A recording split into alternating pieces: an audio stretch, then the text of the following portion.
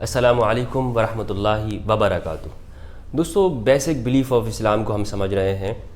پہلے میں نے ایک انٹروڈکشن دیا بیسک بلیف آف اسلام کا کہ اسلام کے بنیادی عقائد کون کون سے ہیں۔ اس میں ہم نے یہ پڑھا، یہ سمجھا کہ سب سے پہلے اسلام کے اندر تو جس چیز پر ایمان لانا ضروری ہے وہ ہے خدا کا تصور، کانسیپٹ آف گاڈ۔ دوسرا ہے پیغمبروں اور رسالت کا تصور، اس پر ایمان لانا ضروری ہے۔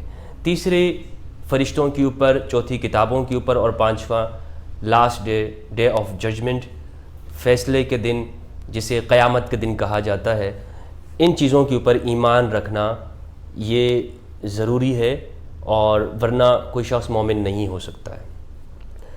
آج ہم اس ویڈیو کے اندر یہ سمجھیں گے کہ جو پہلی جو چیز تھی وہ میں نے بتایا تھا اس ویڈیو کے اندر، ایک خلاصہ کر کے بتایا تھا۔ پچھلی ویڈیو کے اندر جو ہم نے 5 چیزیں پڑھی تھیں، ان 5 چیزوں میں سے ہر ایک کو آج میں تفصیل کے ساتھ ڈیفائن کروں گا اور بتاؤں گا کہ اس ہر ایک بات کا کیا مطلب ہے۔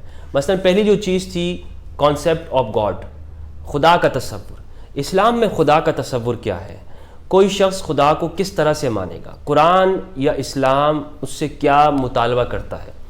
اسلام کتنے خداؤں پہ یقین رکھتا ہے یا ایک خدا پہ یقین رکھتا ہے؟ آج ہم اس ویڈیو کے اندر اس چیز کو سمجھیں گے، اور اس خدا کی کیا صفت ہے، اس خدا کے بارے میں کیا بتایا گیا ہے۔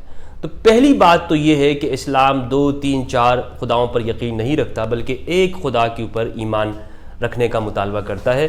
اسلام کہتا ہے کہ اس دنیا کو بنانے والا، اس پورے سنسار اور برہمانڈ کو قائم کرنے والا، اسے عدم سے وجود میں لانے والا، جب یہ کچھ نہیں تھا تب بھی وہ خدا تھا، اور اسے عدم سے نہ سے ہاں کرنے والا وہ خدا ایک ہے۔ اس خدا کا جو نام اسلام نے بتایا ہے وہ ہے اللہ۔ اب میں نے آپ کو بتایا کہ خدا اسے کہتے ہیں کہ جو اس پوری کائنات کا خالق اسے بنانے والا ہے۔ اسے آپ اپنی زبان کے اندر کچھ بھی نام دے سکتے ہیں، انگلش میں گاڈ کہہ سکتے ہیں، اور ایشور یا پرمیشور کہا جا سکتا ہے۔ اب وہ خدا کتنے ہیں؟ 2 ہیں، 3 ہیں، 4 ہیں؟ تو قرآن کہتا ہے کہ وہ خدا ایک ہے۔ اسلام کہتا ہے کہ وہ شخص جو بھی اسلام میں یقین رکھتا ہے وہ ایک خدا کو مانے گا۔ اگر کوئی شخص اس کے علاوہ کے زیادہ کے خداؤں کا تصور رکھتا ہے تو وہ ایمان کے اندر نہیں ہے۔ دوسری جو چیز ہے کہ وہ خدا کس طرح سے، کیا اس کا کوئی جسم ہے؟ کیا وہ خدا اس کی کوئی بیوی ہے، بچے ہیں؟ اس بارے میں کیا کہتا ہے؟ تو قرآن مجید کی سورہ اخلاص ہے، اس میں ان ساری چیزوں کا بتایا ہے کہ اس خدا کو کسی کی کوئی ضرورت نہیں ہے۔ وہ خدا بے نیاز ہے ہر چیز سے، اسے نہ وزیر رکھنے کی ضرورت ہے، اسے وہ نہ کسی سے مشورہ کرتا ہے۔ اور جو یہ فرشتے رکھے ہوئے ہیں تو یہ گویا کہ خدا کے احکام کو پورا کرنے، حکم کو پورا کرتے ہیں، جس طرح خدا ان کو آدیش دیتا ہے وہ اس کو پورا کرتے ہیں۔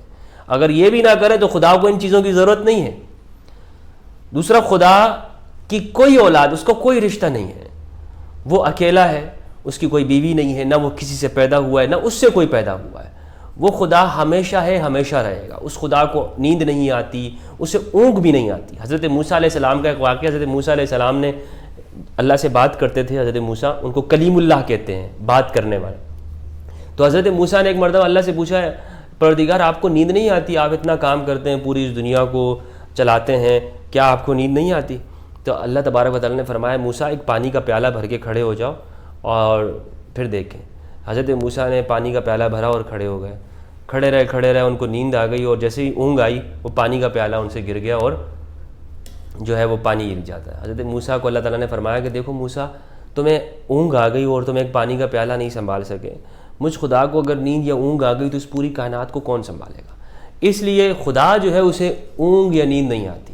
تو اسلام کے اندر خدا کا جو تصور اور کانسیپٹ ہے وہ یہ ہے کہ وہ ایسی ذات ہے کہ جو ہر چیز کو پیدا کرنے والی اور ہر چیز کو موت دینے والی ہے۔ وہ ذات اسے اللہ کہتے ہیں، اور اس پروردگار کی بہت ساری صفات آئی ہیں قرآن میں، بہت ساری خوبیاں، گن بتائے ہیں۔ رحمان کہا گیا، بہت دیالو، بہت مہربان، رحیم، بہت ہی زیادہ رحم کرنے والے، اور القادر ہر چیز کے اوپر قدرت رکھنے والے، اور وہ پروردگار ہر چیزوں کو فنا کرنے والا، وہ ختم کر دے گا. وہ کسی بھی چیز کو اگر یہ کہے کہ ہو جا تو وہ ہو جاتی ہے، اور وہ پروردگار کہتا ہے کہ نہ ہو تو وہ چیز نہیں ہوتی ہے. وہ پروردگار اگر کسی کو عزت دینا چاہے تو کوئی اسے ذلیل نہیں کر سکتا، رسوا نہیں کر سکتا. وہ اگر کسی کو رسوا کرنا چاہے تو کوئی اس کو عزت نہیں دے سکتا. کانسیپٹ آف گاڈ، خدا کا جو تصور اسلام کے اندر ہے وہ ایک ہونے کا تصور ہے.